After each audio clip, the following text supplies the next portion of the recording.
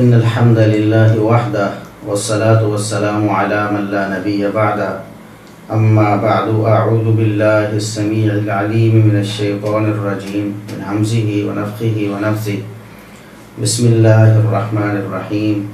قل هذه سبيلي أدعو إلى الله على بصيرة أنا ومن اتبعني وسبحان الله وما أنا من المشركين۔ اللہ کے فضل و کرم سے ہم مسلمان ہیں، ہم اہل سنت ہیں، ہم اہل حدیث ہیں۔ اہل حدیث ایک فکر اور منہج کا نام ہے۔ اہل حدیث فہم سلف کی روشنی میں قرآن و سنت پر بیلیو کرتے ہیں۔ اہل حدیث نام ایک اجماعی اور اتفاقی نام ہے۔ اہل حدیث کو بعض لوگ فرقہ کہتے ہیں اور فرقہ بطور طعن و ملامت کہتے ہیں۔ میں یہاں یہ عرض کر دینا چاہتا ہوں کہ فرقہ کوئی برا اور قابل طعن لفظ نہیں ہے۔ سنن ابن ماجہ میں 3992 نمبر حدیث ہے، نبی کریم صلی اللہ علیہ وسلم نے ارشاد فرمایا افترقت الیہود علی 71 فرقہ، یہودی 71 فرقوں میں بٹ گئے، واحدۃ فی الجنہ، ان میں سے ایک جنت میں جائے گا اور باقی 70 جہنم میں جائیں گے۔ ایک جنت میں جانے والا فرقہ ہوگا، ایک فرقہ۔ اسی طرح فرمایا کہ نصارہ 72 فرقوں میں بٹ گئے، واحدۃ فی الجنہ، ان میں سے بھی ایک جنت میں جائے گا، ایک فرقہ جنت میں جائے گا، باقی 71 جہنم میں جائیں گے۔ پھر آپ صلی اللہ علیہ وسلم نے ارشاد فرمایا والذی نفس محمد بیدہ لتفترقن امتی علی 73 فرقہ، اس ذات کی قسم جس کے ہاتھ میں محمد صلی اللہ علیہ وسلم کی جان ہے،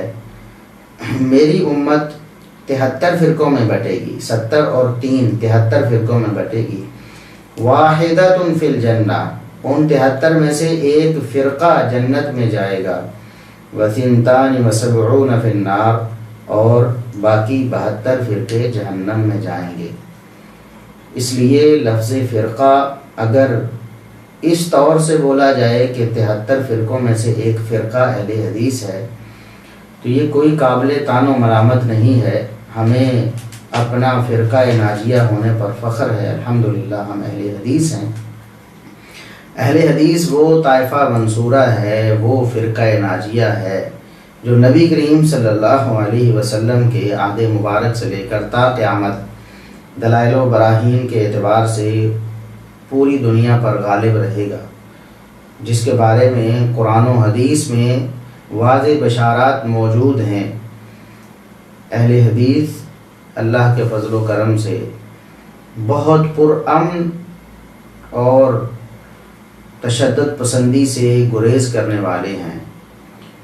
اہل حدیث کبھی بھی کسی دور میں بھی تکفیری نہیں رہے ہیں۔ تکفیر اور تشدد پسندی اہل حدیث کا طریقہ نہیں ہے۔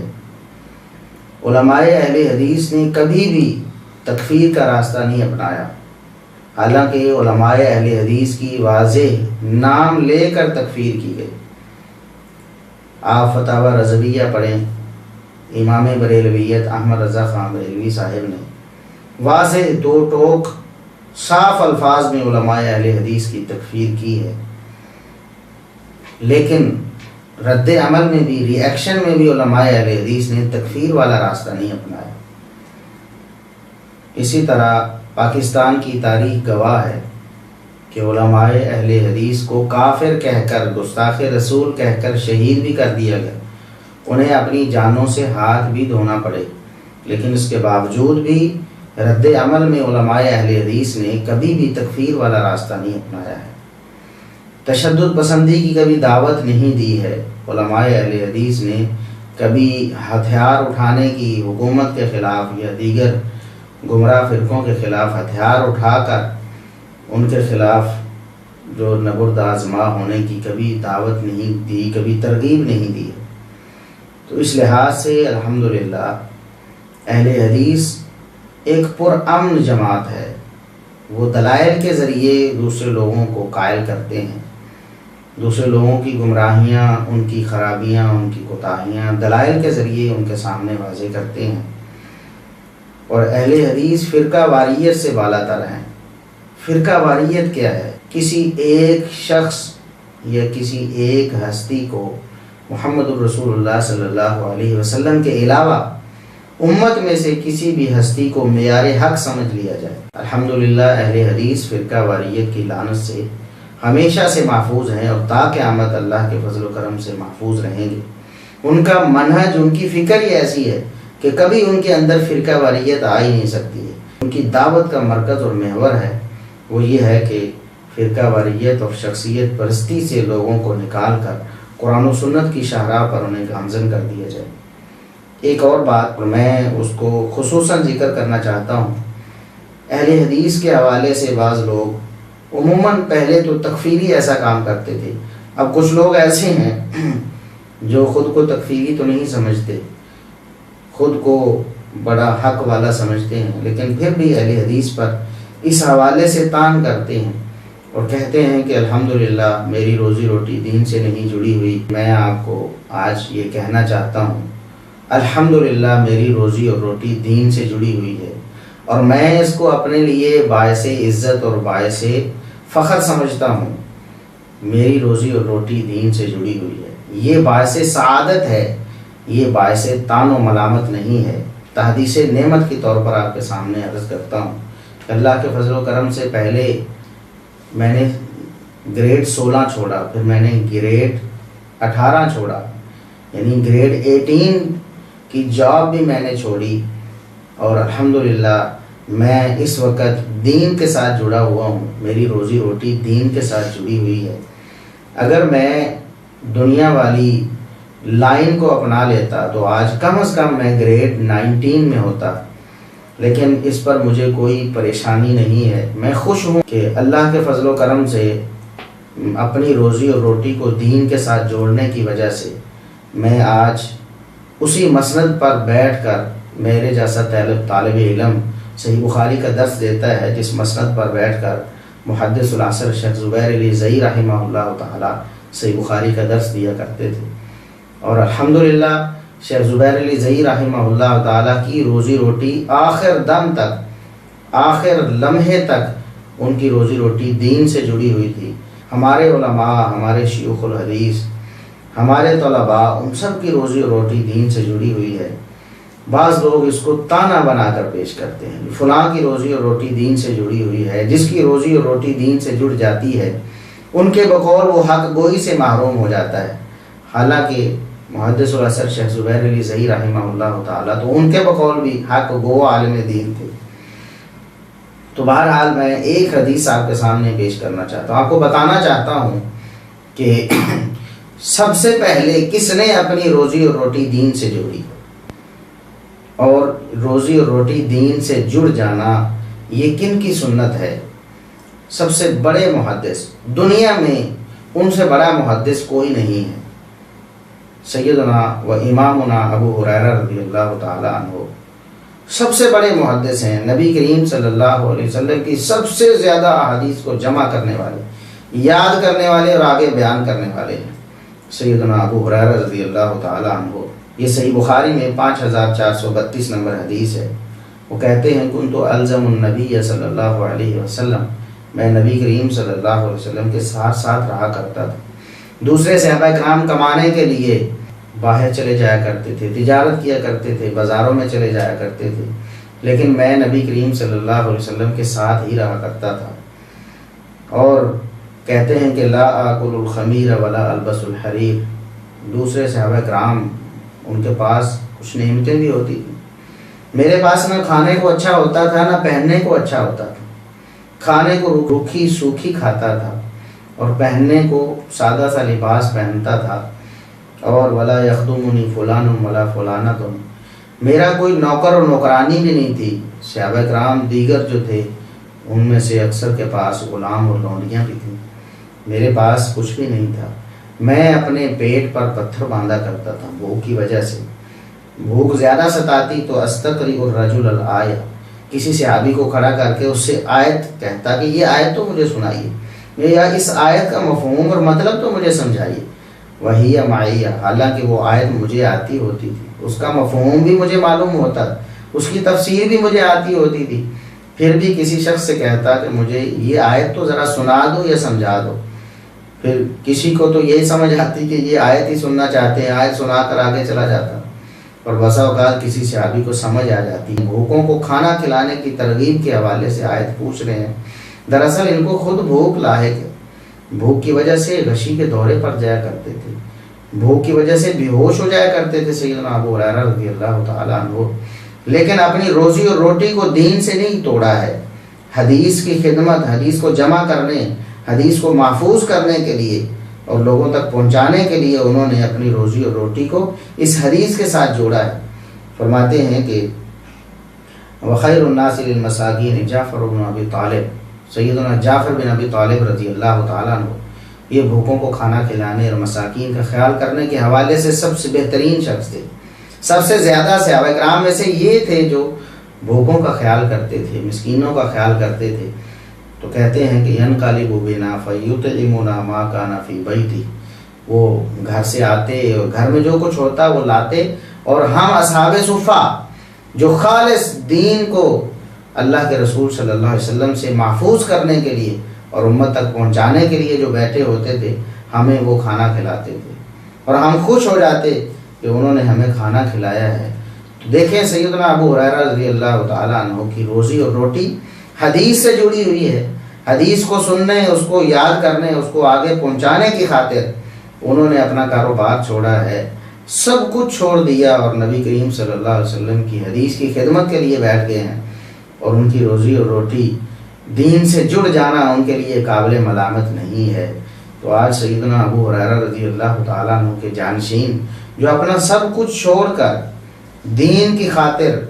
مساجد میں اور مدرسوں میں بیٹھے ہوئے ہیں، ان پر تان کرنا، ان کو ملامت کرنا کہ ان کی روٹی دین سے جڑی ہوئی ہے اس لیے حق گوئی سے محروم ہے، یہ شقاوت ہے، یہ بدبختی ہے۔ ایسے لوگوں کو اللہ سے ڈر جانا چاہیے۔ دیکھیں یہ جو مولوی بیچارے ہیں، یہ جو مسجدوں کی چٹائیوں پہ بیٹھتے ہیں، مدرسوں کی چٹائیوں پہ بیٹھتے ہیں، یقین جانیے کہ اگر یہ اس کام کو چھوڑ کر اپنا کوئی چھوٹا سا کاروبار ہی کریں، کوئی چھوٹا سا کام ہی کریں، تو بہت زیادہ اپنی موجودہ کمائی سے کئی گنا زیادہ کما سکتے ہیں۔ یہ ان کی ہمت ہے،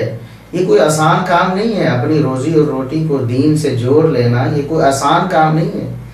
اس میں تنگی ہے، اس میں ترشی ہے، اس میں فاقہ کشی کی نوبت آ جاتی ہے، اس میں دنیا کی بہت بڑی بڑی آسائشوں سے انسان اکثر محروم رہتا ہے۔ انہوں نے قربانی دی ہوئی ہے، ہر شخص تو قربانی نہیں دے سکتا نا، اس لیے وہ کہتا ہے کہ دین سے کسی کی روزی روٹی جڑ جائے تو یہ تو حق گوئی سے محروم ہونے والی بات ہے، معاذ اللہ، استغفر اللہ۔ دیکھیں دنیا میں محدثین جن کی کتابیں یہ لوگ پڑھتے ہیں، ان کی زندگیوں کا اگر یہ لوگ مطالعہ کریں انہیں تو معلوم ہو کہ وہ لوگ، ان کی روزی روٹی دین سے جڑی ہوئی تھی کہ نہیں جڑی ہوئی تھی۔ جن کی ترجمہ کی ہوئی کتابیں یہ پڑھ کر انہیں سمجھ آتی ہے کہ حدیث میں کیا کہا گیا ہے، عربی زبان سے ناواقف ہیں، کسی ایک آیت کا صحیح ترجمہ نہیں کر سکتے، کسی حدیث کا صحیح مفہوم خود بیان نہیں کر سکتے، آج انہی علماء کرام کے بارے میں کہتے ہیں کہ وہ حق گوئی سے محروم ہوتے ہیں۔ اگر وہ حق گوئی سے محروم ہیں تو حق آپ تک کیسے پہنچا؟ آپ تو خود قرآن و حدیث کا ترجمہ کرنے کے بھی قابل نہیں ہیں۔ اور جو لوگ گمراہ ہوئے ہیں، بڑے بڑے سرگناہ گمراہوں کے، بر صغیر میں انکار حدیث کے جو بڑے بڑے سرگناہ ہیں، ان میں سے غلام احمد پرویز صاحب ہیں، اسی طرح آج موجودہ دور میں جاوید احمد غامدی صاحب ہیں۔ تو یہ لوگ دیکھیں ان کی روزی روٹی دین سے نہیں جڑی ہوئی ہے، لیکن پھر بھی حق نہیں بولتے ہیں، اور سیدنا ابو ہریرہ رضی اللہ تعالیٰ عنہ اور ان کے جانشین تا قیامت ان کی روزی روٹی دین سے جڑی رہے گی، پھر بھی لوگوں کو حق اور سچ بیان کرتے رہیں گے۔ اور آخر میں یہ وضاحت کر دوں کہ یہ جو پروگرام ہے یہ ایک افتتاحی لیکچر ہے، ہمارا یوٹیوب چینل جو ہم نے نیا بنایا ہے، اصلاح فار آل مسلمز، اس کا یہ افتتاحی لیکچر تھا۔ اس یوٹیوب چینل میں انشاءاللہ ایک تو ہفتہ وار ہمارا درس ہوگا، جو ایک انجینئر صاحب ہیں، لوگ اکثر جانتے ہیں انہیں، وہ ہر ہفتے لیکچر دیتے ہیں، اور اس میں بہت ساری ایسی باتیں جو قرآن و سنت کے منافی ہوتی ہیں، جو فہم سلف کے خلاف ہوتی ہیں، وہ لوگوں کے سامنے وہ پیش کرتے ہیں، صحابہ کرام کے حوالے سے اور اسلاف امت کے حوالے سے لوگوں میں غلط فہمیاں اور ان کے ذہنوں میں وسوسے ڈالتے ہیں۔ خوش اخلاقی سے انشاءاللہ اچھے الفاظ میں ان کا جواب دیا جائے گا، ان کے اشکالات کا ازالہ کیا جائے گا۔ ہم کوشش کریں گے کہ کوئی ترش لفظ ہماری زبان سے نہ نکلے، جارحانہ کی بجائے اصلاحانہ ہمارا انداز ہو۔ تو یہ ایک ہفتہ وار انشاءاللہ لیکچر ہوگا اور اس کا دن بھی انشاءاللہ طے کر دیا جائے گا۔ اسی طرح ہفتے کے دوران بھی لیکچرز ہوا کریں گے، تو تمام مکاتب فکر کو ہم انشاءاللہ ٹچ کریں گے، ان کا جائزہ لیا جائے گا،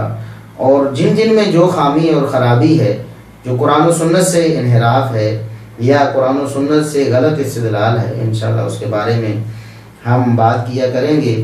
تو ہماری کوشش ہے کہ تمام اہل اسلام کی اصلاح کی جائے، اسی لیے ہم نے یوٹیوب چینل جو نیا بنایا ہے اس کا نام تمام مسلمانوں کے لیے دعوت اصلاح، اردو میں اس کا ترجمہ یہ بنتا ہے تمام مسلمانوں کے لیے دعوت اصلاح، اور انگلش میں اصلاح فار آل مسلمز۔ تو آپ احباب ہمیں اپنے سوالات اور اشکالات بھیج سکیں گے، ہم اپنی آئی ڈی پہ ہی یوٹیوب چینل کا لنک، ہمارے پرانے چینلز انشاءاللہ جس طرح پہلے چل رہے تھے، خصوصاً اہل سنت پاکستان والا یوٹیوب چینل انشاءاللہ اسی طرح کام کرتا رہے گا۔ تو یہ اصلاح فار آل مسلمز والا چینل انشاءاللہ اس میں بھی ویڈیوز اپلوڈ کی جاتی رہیں گی، ہفتہ وار درس بھی ہوگا، اور ہفتہ وار درس کے علاوہ ہفتے کے دوران بھی انشاءاللہ مختلف مکاتب فکر میں جو کمیاں اور کوتاہیاں ہیں انشاءاللہ شگفتہ انداز سے ان پر بھی تبصرہ کیا جائے گا، لوگوں کی رہنمائی کی جائے گی۔ اللہ تبارک و تعالی ہمیں پوری زندگی قرآن و سنت پر عمل کرنے کی، فہم سلف کی روشنی میں اپنی زندگی کو بسر کرنے کی، اور کبھی بھی سلف صالحین کے طریقے سے نہ ہٹنے کی توفیق عطا فرمائے۔